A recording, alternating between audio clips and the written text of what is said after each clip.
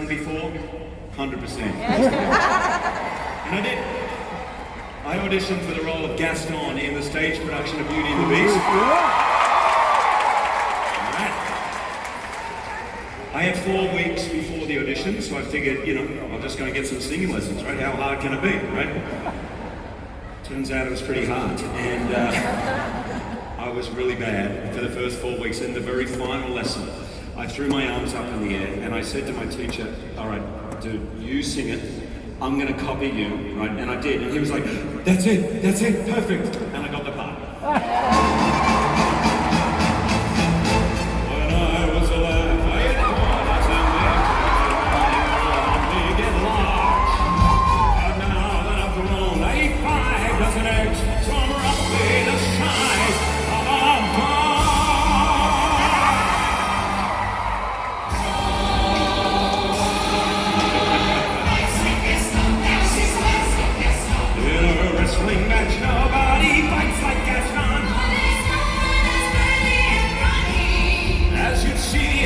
Biceps to spare. That's right. And every last inch of me's covered in hair.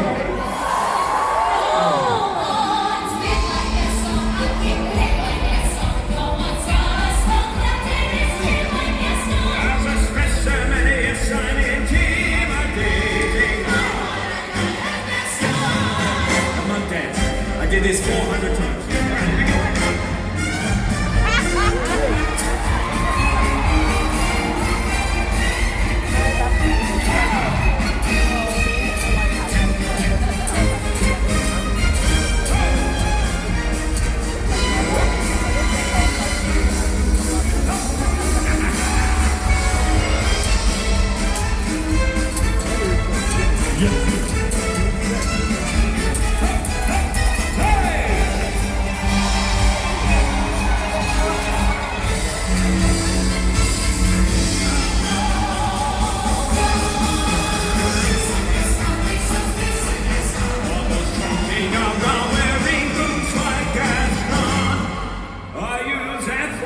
In all of my decorating, yes.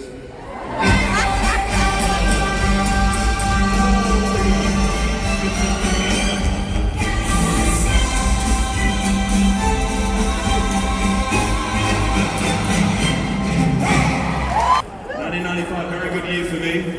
That was the year I met my wife, Deb. I'm a very, very indecisive person, right? You do not want to be my waiter, it's a nightmare, but a few times in my life I've known things very, very clearly, 100% in my bones. One of those times was Deb. I knew really, really early on, like 3 weeks into our relationship, we were going to spend the rest of our lives together. I just knew it. She did not know it. She took a lot of convincing. But let me give you an example of my relationship with Deb. Okay, so Wolverine. We've got some Wolverine fans here.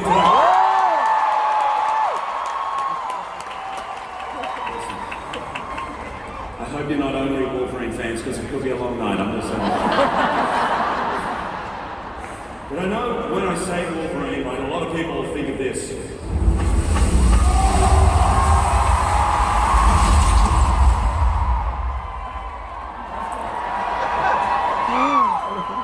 Actually, I think of him in the ring when he's fighting.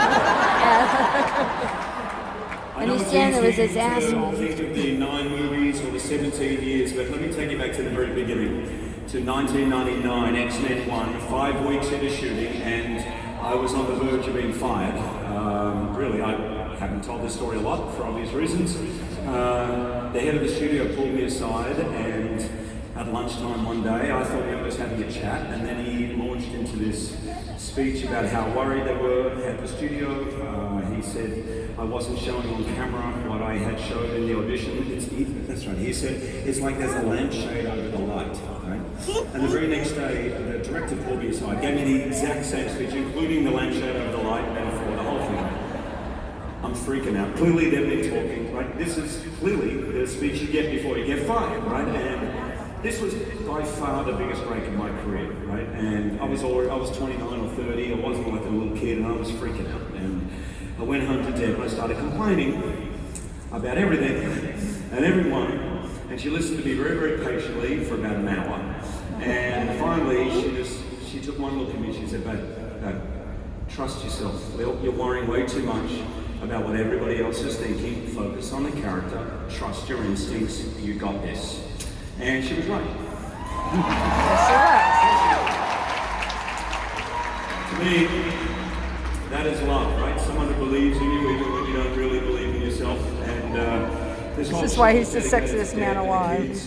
But right now, I would like to sing the song to which we had our first waltz at our wedding.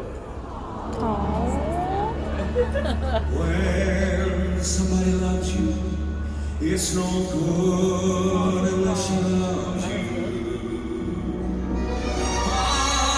All the way, I need to be near you when you need someone to cheer you. All the way, taller than the tallest tree. That's how it's gotta feel. Deeper than the deep blue sea is. That's how deep it goes, if it's real. But if you really love me, it's for sure I'm gonna love you.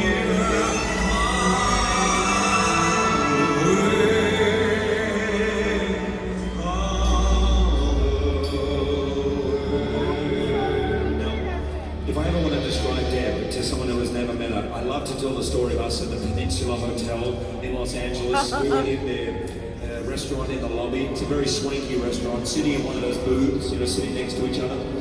On the other side of the restaurant was a tall, dark, smiling man in an evening suit and a bow tie, and he was staring directly at Deb for a long time, right? And I didn't know who he was. I looked over at Deb.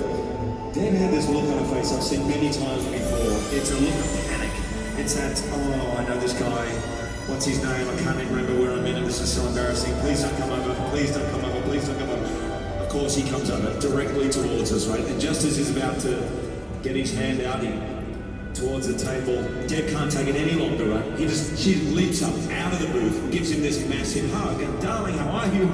How's the family? How are the kids? It's been so long. There's a really, really awkward silence as they part because the guy just kept reaching his hand towards the table to pick up our plates because he was the busboy. When somebody needs you, it's no good unless she needs you. All the way.